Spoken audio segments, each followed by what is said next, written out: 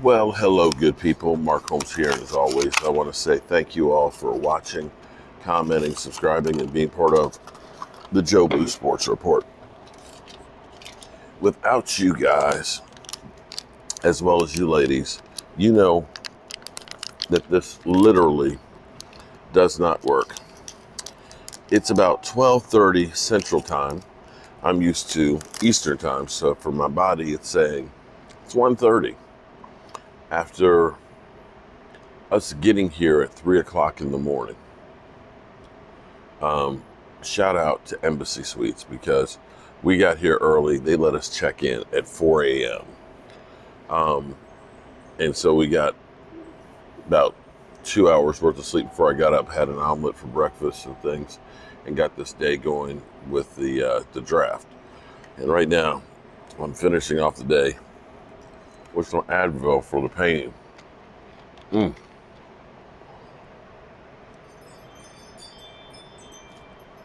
Advil, and I'm drinking a Coke because I need a burn. I need a real burn. Was actually really kind of hungry, but we started riding around, and it's like every place we went was cram packed with people. There were so many people here at the draft. They have it like two lawns. They had a lawn where the draft stage was set up, and then they had a lawn where it was like NFL experience. The NFL experience was so crowded that they had over 60,000 people just there, that the fire marshal shut it down and wouldn't let anybody else in there until so many left. So if there were 60,000 just on that side, I know there's even more on the other side. It was literally standing room only. I gotta say, I got lucky that I was in the right place at the right time because I never went down. Love my pepperoni jack cheese. I never went down by the stage and stuff because it was like long, gentle hill down there, and there was already so many people there. By 3 o'clock, I'm like, I don't want to stand down there the whole time. Being where we were, it was kind of elevated position. You could see the skyline, the people, and all that. You could hear the pitch being made.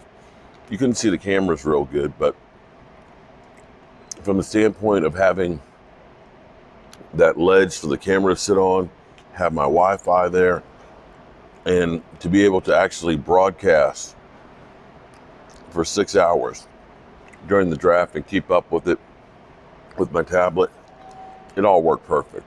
I couldn't have asked for anything more than that. Having the extra microphones for the guys, I think we did actually a tremendous job with it. But it was a long day, and my body hurts, and I'm not sure I can stand on these bad knees a whole nother day. It's basically a 2-mile walk from the parking lot down there. They opened up a different gate so you can get out, so it's still another 1.5 miles to get back to the vehicle, and 5 hours of standing in the same spot on concrete. But I think we did a good job with it. So, Mazzi Smith. Here's some thoughts. I had some immediate thoughts when I first left the stadium. DMV and Randy Seitz and David, they all are disappointed. Many people are disappointed. I'm not disappointed. First thing I'm going to say is give the person a chance. I'm looking at the work that we have done with Will McClay. Will McClay has been good, with the exception of Taco, with first-round draft picks. And for me, I say that this pick is a pick of Dan Quinn. See, Dan Quinn is unique as a defensive coordinator in the standpoint of he went to a small school and he played nose guard. He was undersized. But you have to understand, and I try to educate you guys on what I know. Now, I'm of course going to love having interior defensive linemen because I played that. I understand that. I have the pains and the aches now because of that position. And it's not the same as being a right tackle or a left tackle. It's one of the most difficult spots on the defensive line because you literally have to have your head on a swivel because your head will be taken off. You're going to get hit from every direction. And so you just don't know where it's coming from. And you've got to learn how to fight pressure. You've got to learn to be able to take on double teams and being able to drop the anchor so you don't get moved out of the hole. It's a thankless job. Now, here's what was really interesting.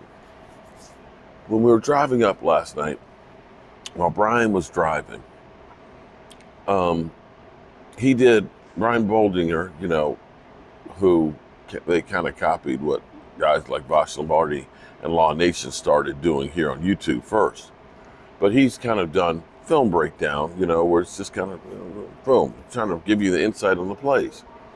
Having been a former player, of course, and he understands what he's talking about. But he said something that is really Captain Obvious. If the Cowboys had a good defensive lineman, Micah Parsons would have 20 sacks. And that's the truth, because here's what you have to understand. Defensive ends' jobs are outside contained and getting upfield right now. Literally, they're pushing right up here. They can do their job, but if you don't have the interior lineman, the quarterback steps up in the pocket and they just get washed past the quarterback. So many times you've seen Aaron Rodgers be able to step up in the pocket, and when there's nobody there because they've gotten blown out of the hole, then the quarterback has a clear sight of field. It gives them time to let the wide receivers cross the middle and boom, easy passes. Or for that quarterback to run. We've seen so many times where Aaron freaking Rodgers has had time late in the game to make that throw. That guy prevents that from happening by getting that push in the middle. He pushes in the middle, quarterback can't step up. Those outside rushers are that much more effective. And if that guy can take on the double team, there's 11 guys on offense. There's 11 guys on defense. If he can take on the double team, guess what? That's one less person that's out there being covered by another guy. To me, defensive linemen are going to be your biggest bang for the buck because they help on all three levels. Too many times the Dallas Cowboys will say, oh, well, let's draft another cornerback. Let's draft a linebacker.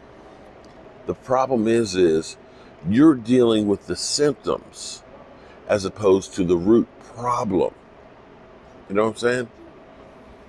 When you have a cold, you get some cough drops and things like that, just trying to take care of the sore throat, You put on a blanket because you got chills, right? Instead of actually getting rid of the ailment, which is the root cause. See, the Cowboys get gashed on the running game because they can't stop the middle. They don't have the push. So they'll say, oh, well, we need new linebackers, right? Or they'll say, oh, our guys can't cover. Okay, so you'll get better cornerbacks to cover it. But the problem is, the root problem is the quarterback's got too much time. So having now, instead of saying, let's get more cornerbacks, let's get more linebackers, you've got a defensive lineman who can take care of the problem, which is stopping it at the point of attack. That's the number one thing you got to do. And I'm happy that the Cowboys are trying to do that. Now, Mazzi is a big guy, 6'3", 337, but he still has a lot to learn. And what better person do you have than Dan Quinn to coach him? Because coaching matters. You think about some of the players that we've gotten that were probably talked about, like Mazzi is, Terrence Steele. After that first year starting, oh man, people were ready to push him off a bridge. But he got the coaching, he got comfortable, and he got good. Give the guy a chance. Give it some time. And understand that at least the Cowboys are trying to do things differently than what they've done before. Because we continue to do the same thing over and over again. Let's draft a wide receiver. Okay, yeah, let's get another. Let's get the cornerback. Let's get a linebacker. You know, rinse, wash, repeat over and over again, and we still have the same results. The Cowboys are trying to build an elite defense that's going to help them win a championship.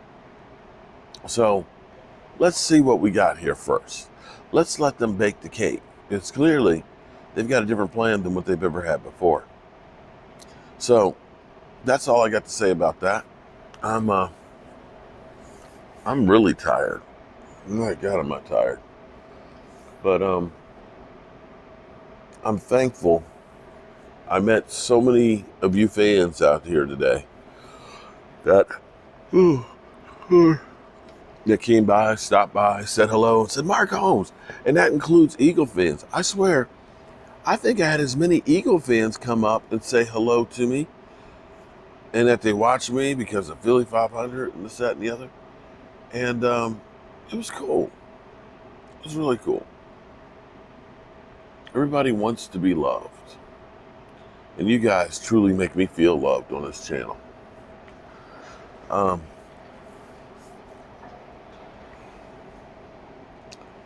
Remember, good people, tell the people you love them. Because you might not get the chance again. And I love you guys. And God willing, I'll see you tomorrow here from Kansas City. Peace.